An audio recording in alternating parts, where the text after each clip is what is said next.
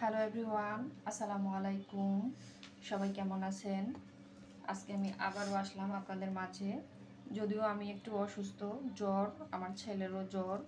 তো আমার ছেলেরই বায়না যে সে নুডলস খাবে, তাই নুডলস রান্না করলাম, আপনাদের মাঝে শেয়ার করলাম।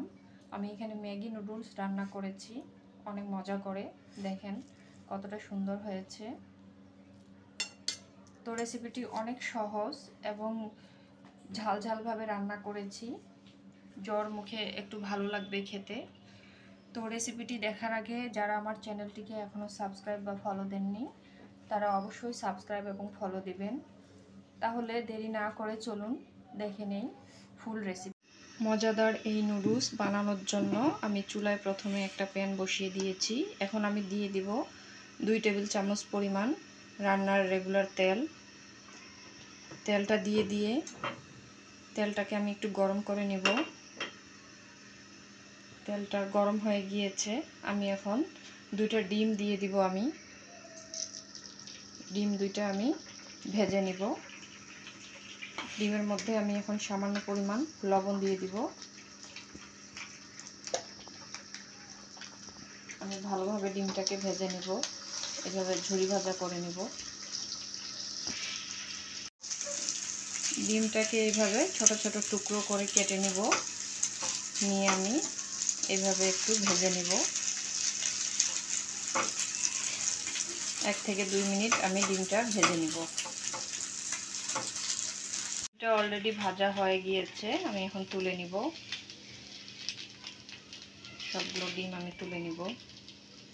আমি ডিম তুলে নিয়েছি। এখন আমি প্যানে আবারও রান্নার রেগুলার তেল দিয়ে দিচ্ছি পরিমাণ মতো, 2 থেকে 3 টেবিল চামচ পরিমাণ।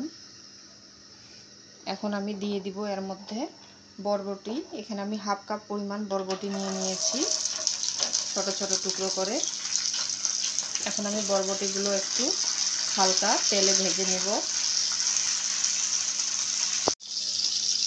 বরবটিটা আমি 1 মিনিট ভেজে নিয়েছি। এখন আমি দিয়ে দিব এখানে একটা মিডিয়াম সাইজের পেঁয়াজ আমি কেটে নিয়েছি। আমি পেঁয়াজটাকেও একটু ভেজে নেব। পেঁয়াজ আর বরবটি কিছুক্ষণ ভেজে নেওয়ার পর এখন আমি দিয়ে দিব এখানে হাফ কাপের একটু বেশি গাজর কুচি। আমি অর্ধেক গাজর দিয়েছি, একটা বড় গাজরের। গাজরটাকেও আমি এভাবে একটু কিছুক্ষণ নেড়ে চেড়ে দিব, 1 মিনিটের মতো। গাজরটাও আমি এখানে 1 থেকে 2 মিনিট ভেজে নিয়েছি। এখন আমি এর মধ্যে দিয়ে দিব একটা টমেটো, আমি কুচি করে কেটে নিয়েছি। টমেটোটা দিয়ে দিলাম। আর দিয়ে দিব এখানে আমি 2টা কাঁচামরিচ কুচি করে কেটে নিয়েছি। আপনারা ঝালটা আপনাদের পছন্দ মতো দিবেন। এখানে চাইলে আপনারা ক্যাপসিকামও দিতে পারেন, তো আমার হাতের কাছে ক্যাপসিকাম ছিল না, এই জন্য আমি দেইনি। এখন আমি দিয়ে দিব এখানে সামান্য পরিমাণ লবণ। আমি এখানে হাফ টেবিল চামচ পরিমাণ লবণ দিয়ে দিলাম, বেশি না, খুব সামান্য। এখন আমি সবজিটাকে 2-3 মিনিট একটু ফ্রাই করে নিব।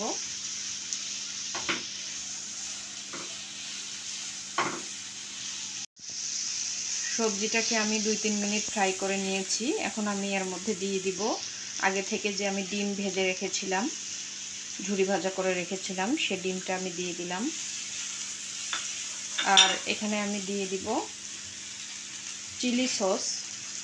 আমি একটু ঝাল ঝাল করে রান্না করব, এই জন্য আমি এখানে চিলি সস দিয়ে দিচ্ছি। আপনারা চাইলে এখানে টমেটো সসও দিতে পারেন। আমি এখানে 2 টেবিল চামচ পরিমাণ চিলি সস দিয়ে দিলাম। এখন আমি আবারও কিছুক্ষণ একটু নেড়ে চেড়ে দিব।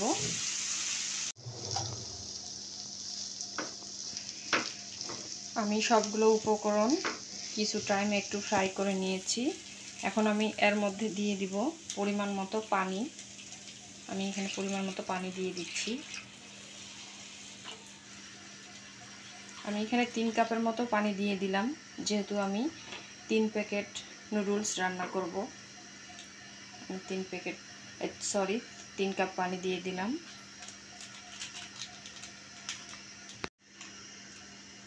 পানি দেওয়ার পর আমি এখন এখানে দিয়ে দিব ম্যাগি নুডলসের যে মশলাটা থাকে, সেই মশলাগুলো আমি দিয়ে দিচ্ছি। এখানে 3 প্যাকেটে আমি দিয়ে দিব। সব মশলাগুলো দিয়ে দিতে হবে।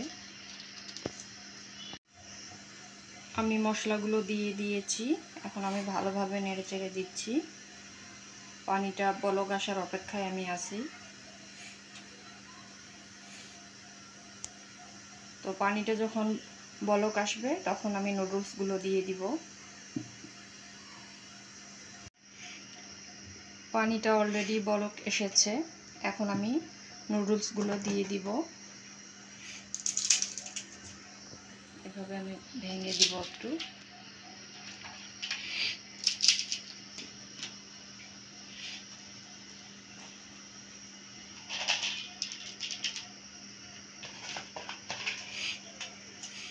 ভেঙে দিয়ে আমি একটু নেড়ে চেড়ে দিব।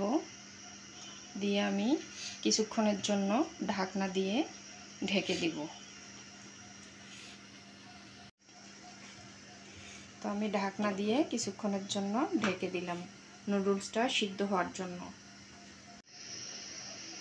কিছুক্ষণ পর নুডলসগুলোকে একটু নেড়ে চেড়ে দিতে হবে। আমি ঢাকনাটা তুলে দিলাম। এখন একটু ভালোভাবে নেড়ে চেড়ে দিব। নুডলসগুলো সিদ্ধ হয়ে যাচ্ছে, সবজিগুলো। এভাবে একটু নেড়ে চেড়ে দিয়ে আমি আবারও কিছুক্ষণের জন্য ঢাকনা দিয়ে ঢেকে দিব, যেন পুরোপুরি সিদ্ধ হয়ে যায়। আমি 3-4 মিনিট পর আবার ঢাকনাটা খুলে দিলাম। এবার নুডলসটা অলরেডি সিদ্ধ হয়ে গিয়েছে এবং পানিটাও শুকিয়ে গিয়েছে। দেখেন, একদম পারফেক্ট। আর এই নুডলসটা একটু মাখা মাখা খেতে বেশি ভালো লাগে।